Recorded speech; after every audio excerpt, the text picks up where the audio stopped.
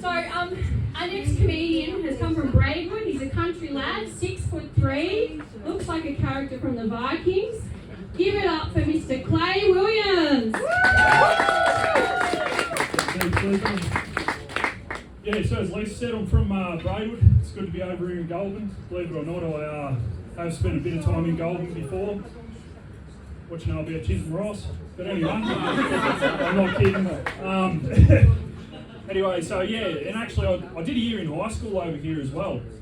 And the reason I come over to high school here in Goulburn is because in Braidwood I wasn't really learning much.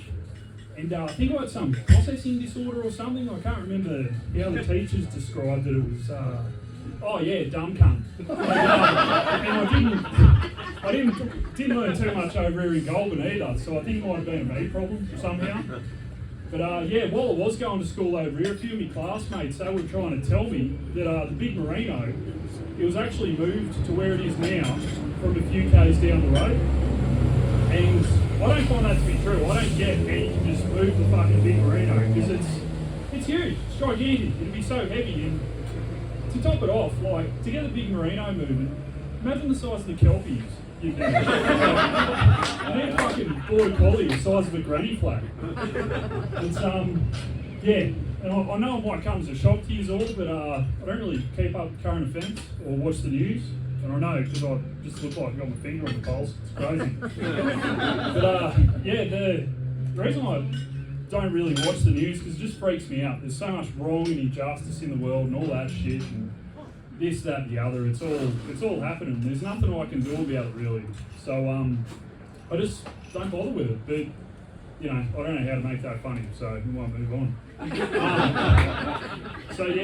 only really watch the news when I've got no other choice to, like if I'm at a cafe or doctor's office or something. So one of these scenarios come around the other day. I was in the waiting room with my gynecologist and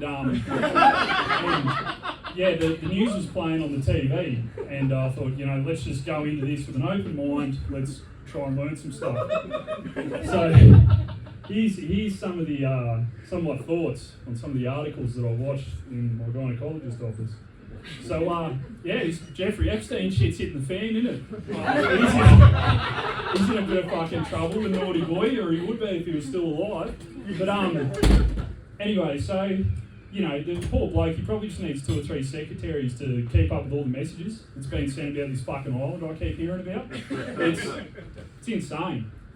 But look, in all honesty though, I don't really blame him, because if I was doing half as much rooting as Jeffrey Epstein was, I'd be sending emails about it as well.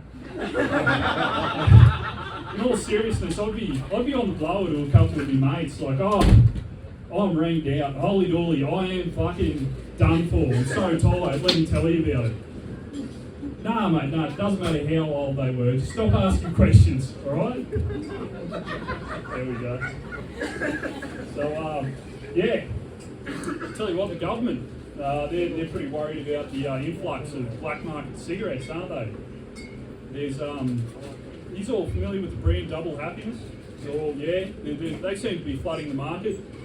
And, the trickiest thing is with Double Happiness, the Chinese cigarette company, they, a lot of doctors are coming out saying that the health concerns with smoking Double Happiness go beyond the usual lung problems and shit blood circulation. Apparently, if you smoke too many Double Happiness, you start blowing out all the cartilage out in your knees. And that's because every time you smoke one, you've got to crouch down in an alleyway. And they might be cheap to buy in the short term, but the thing is, if you smoke them for long enough, they end up costing a lot more money if you go with Chinese cigarettes, because if you smoke them in the long term, you end up buying heaps of land in the Northern Territory. In other news, the next article was Mattel, the toy company, right? We've all fucked with them when we were kids, whatever. But Mattel is coming out with an autistic Barbie. And I think that's really good, because that's representing all the kids on the spectrum that might feel self-conscious about their invisible disability.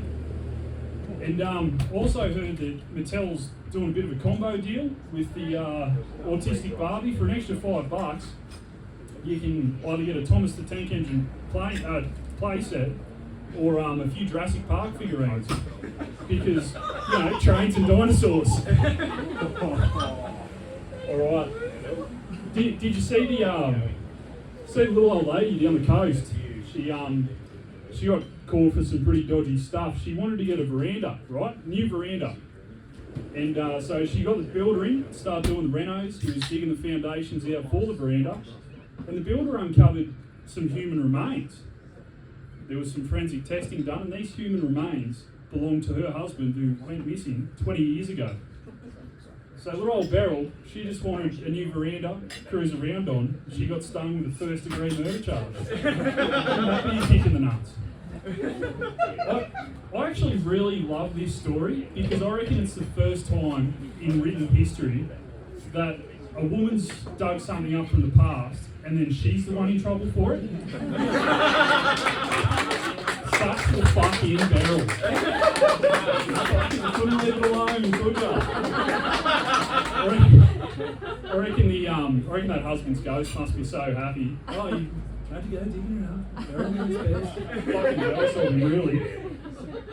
All these scientists on the news, they're all freaking out about the Great Barrier Reef, aren't they? It's all doom and gloom for our beloved marine habitat. And all this global warming, it's just knocking all the coral about and all that jazz. But I'm not too stressed about it. So I reckon the Great Barrier Reef, I've gone through some pretty similar shit to the Great Barrier Reef, you know. To me, the Great Barrier Reef is like my arsehole. It's salty as fuck, covered in crabs, and it's undergone multiple bleaching events. Alrighty, that's why I don't watch the news. I'm Clay Williams. Thanks everybody. Thank you, Clay. I think we have a few barrels in